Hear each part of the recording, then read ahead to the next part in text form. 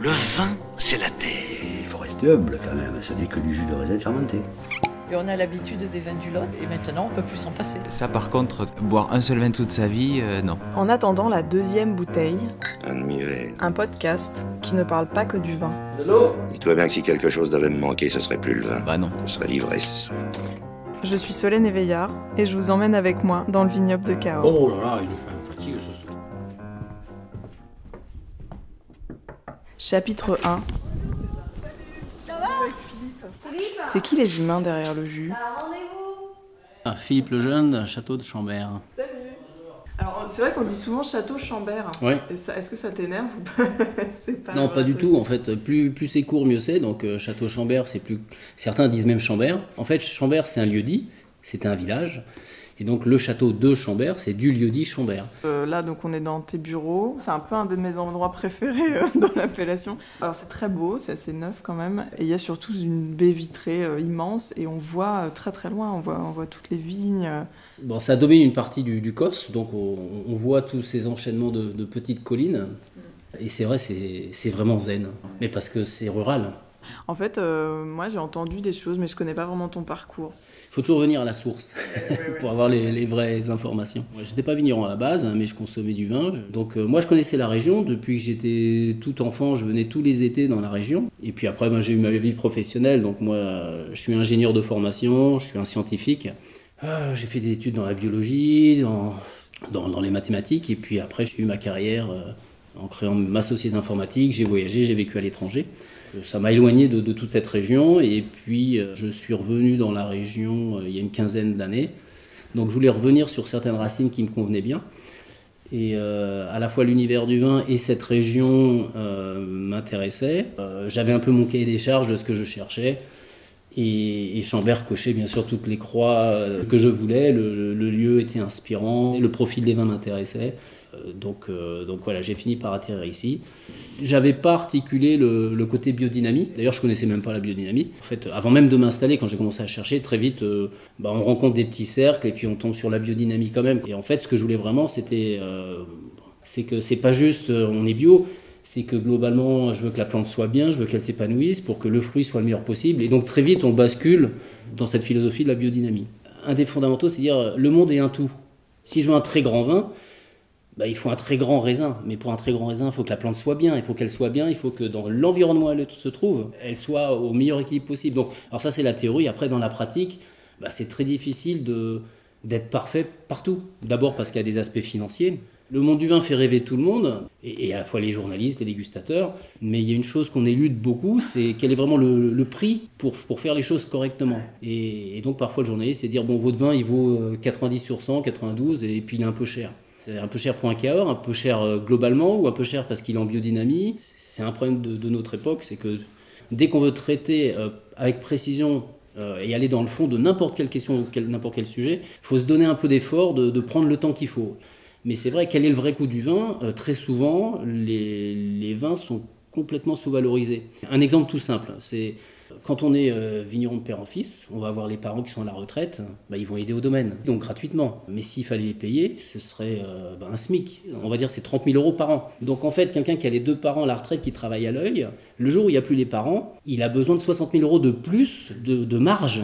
Et s'il n'a pas intégré dans ses prix, il se retrouve avec des prix qui ne tiennent plus la route. Alors ses clients vont dire, attends, mais ton vin il était à 7 €, maintenant il passe à 15. C'est pour ça qu'une des clés, c'est d'être très clair de qu'est-ce que l'on veut. Et à Chambert, j'ai toujours été clair là-dessus.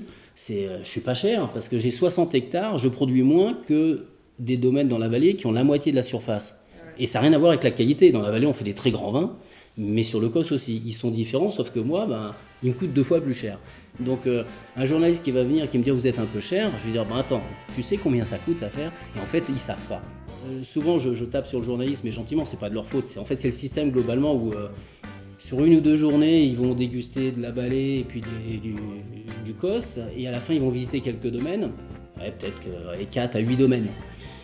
En un an, donc ils visitent 8 domaines. Mais à Cahors, on est peut-être 200 domaines, donc il faut 50 ans pour qu'ils visitent tous les domaines.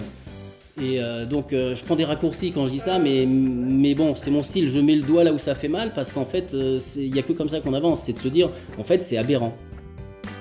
Ça choque personne que les vins soient notés et que donc on achète un guide pour s'aider un petit peu. Par contre, si on doit choisir son petit copain ou sa petite copine, on va pas prendre un catalogue. C'est une expérience qui est très personnelle et on va choisir vraiment la personne avec qui on veut être. Le vin, c'est pas une question de notes.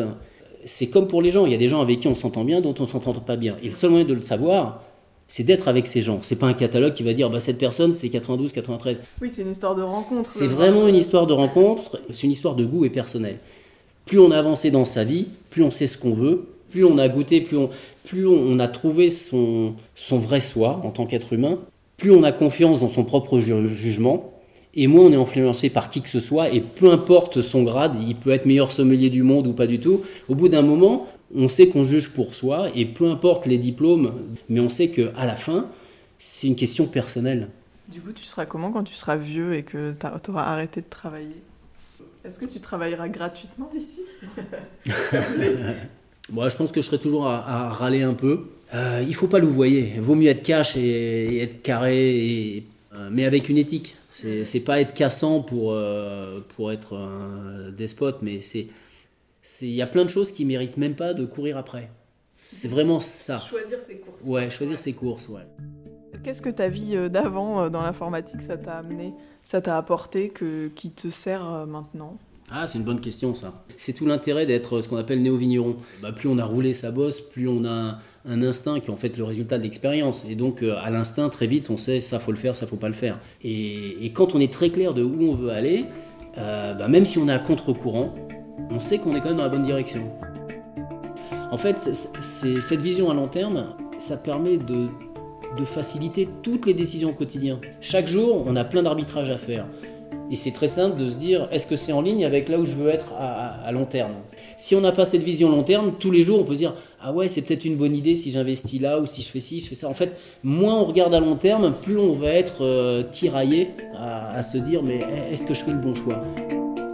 Bon, j'ai fait beaucoup de navigation, pas en bateau, mais j'étais en windsurf. À l'époque, c'était le windsurf. C'est des exemples un peu triviaux de dire ça, mais en fait, c'est de se dire le vent ne me pousse pas là où je veux aller, mais je sais où je veux aller. Donc, comment utiliser une force négative pour aller là où je vais ? Et c'est le danger, en fait, de beaucoup d'entreprises où on est tellement pris dans le quotidien qu'on a le nez sur le guidon et qu'on n'arrête pas de prendre des décisions qu'on pense fabuleuses. Ouais, sauf qu'on est à l'encontre de ce qui est stratégique. En fait, c'est la dualité entre le tactique et le stratégique. Le tactique, ça répond à un problème tout de suite, mais il n'est peut-être pas en ligne avec ce qui est stratégique pour le long terme. Et en navigation, c'est de regarder plusieurs vagues de vent pour regarder loin. Peu importe la vague qui est devant, la plus importante, c'est au fond, là, qu'est-ce qui est en train de me venir dessus. Tu veux arriver à destination avec un port qui est là, tu as du courant qui est par là, tu as de la tempête qui pousse par là, donc tu sais très bien que même si tu pars en canard, tu pointes toujours sur le bon port où tu vas arriver. Et l'erreur de beaucoup d'entreprises, c'est de ne pas être clair sur le port où on va arriver. C'est en fait d'être trop court terme, où on a gagné un deal là, et on a l'impression d'être sur un succès, mais en fait, on ne construit rien. On peut l'appliquer à l'entreprise, on peut l'appliquer aussi à sa propre vie. Après, ça ne fonctionne peut-être pas pour tout le monde, mais pour moi, ça fonctionne bien. Mais donc chacun doit trouver sa propre stratégie. Ici, je suis sur du caillou avec très peu de rendement, donc j'ai pas le choix. Je dois être sur un vin d'identité. Donc ça a toujours été très évident dès le début. C'est dès qu'on est tous sur le caillou, on est sur des rendements plus réduits. Donc on est poussé vers des marchés un peu plus pointus avec des profils de vin qui doivent être un peu plus typés. En fait, c'est des très grands vins de garde. Comme je veux faire des grands vins selon ma vision et que je ne veux pas gommer l'identité, il y a un petit peu ce côté vin de garde et cette structure. Le gros de ma gamme de Chambert, c'est des vins qui ont déjà à peu près 5 ans. Donc en fait, voilà, j'ai des années devant moi, ce qui fait que même s'ils gèlent, je sais que j'ai 5 ans pour régler le problème. Dans tous les cas, il faut toujours avoir un minimum de temps pour pouvoir réagir. Et donc, si on n'a pas anticipé avec quelques outils, alors ça peut être très bien un énorme compte en banque, mais ça c'est assez rare. Dans le monde du vin, le compte en banque, c'est des bouteilles qu'on a à la cave. Est-ce que tu as des modèles, toi, dans le monde du vin ou même en général ? Clairement, j'ai pas un modèle, comme je dis, qui est polyvalent. Dernièrement, est-ce qu'il y a quelqu'un où tu t'es dit, ah tiens, lui... Ouais, il y en a un, Cahors, parce que je goûte beaucoup de Cahors, donc il écoutera. C'est Laurent Marre. On se connaît depuis longtemps. Qu'on salue. Ouais, qu'on salue. Et donc dans un de ces vins que j'avais goûté, j'ai pas goûté toute la gamme, donc je peux pas non plus...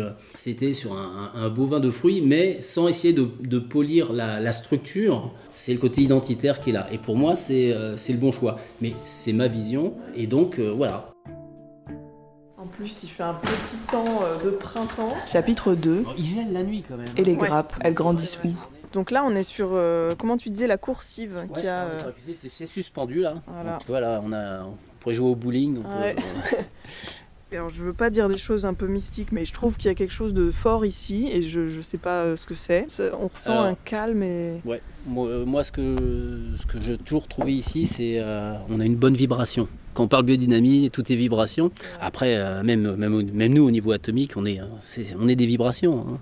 Mais ici, on sent effectivement qu'il y a ce côté zen, cette bonne vibration, et je suis d'accord avec toi, c'est vraiment ce que je ressens. Il y a la nature qui nous saute aux yeux, en fait, où on regarde, elle est là, et je sais pas, ça calme en fait, comme calme. devant les paysages un peu époustouflants. Et donc il y a un château quand même, des chais aussi qui sont... C'est de l'ancien aussi ça, non? Le château et les deux pentes de toit qui sont derrière, là, donc ça c'est des chais historiques, aussi vieux que le château, et ça a été rajouté pour agrandir encore plus les chais. C'est quelle année le château à peu près? Alors on n'est pas dans le médiéval, hein. Ça c'était pas pour du défensif.